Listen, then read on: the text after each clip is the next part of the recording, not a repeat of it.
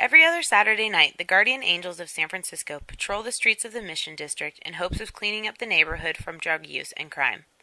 The Guardian Angels group was first established in 1979 in New York City as a response to the rise in gang crime. Curtis Silva, founder of the GA, quickly expanded the idea, and by 1981 there was a chapter in Los Angeles, marking them coast to coast. By 1984, San Francisco had established a chapter of their own, and currently California cities host 12 of the 114 chapters nationwide.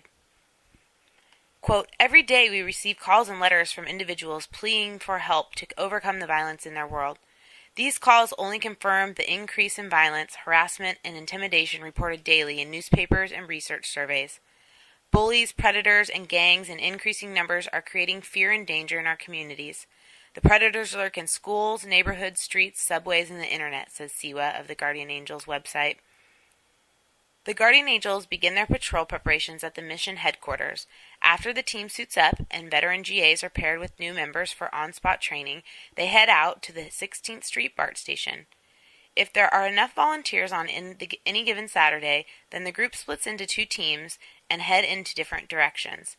You can spot the patrol team standing on the corner by their signature look, a white logo shirt over black attire, including black gloves, and topped with a red beret. Quote, when we see a drug corner, we post up against the wall, not against the glass, and we have our hands in front of us.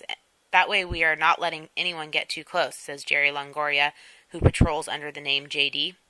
Once the drug dealers see us, they know what we are about. If they have crack on them, heroin, crystal meth, it's a felony, and we will handcuff them and call the police to come pick them up, says JD.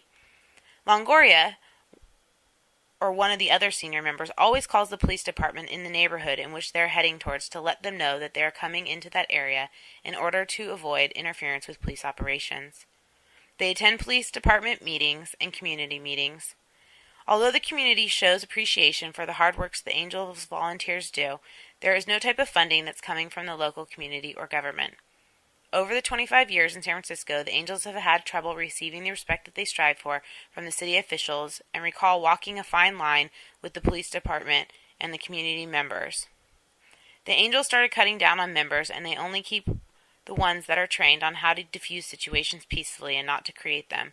They now have rules on conduct, and if anyone in the group begins to show signs of becoming a problem, they are immediately out. Beatrice, who is part of the Angels for 25 years, describes the Angels chapter as a family that works together to improve where they live and create an alternate group for young people to turn to rather than to gangs or to the streets. Currently, the chapter has 8 teenage members of the Guardian Angels, and they will accept teens into the group as young as 16.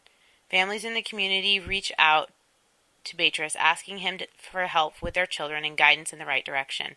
The goal of the Senior Angels is to lead by example and show the younger generation what the group represents.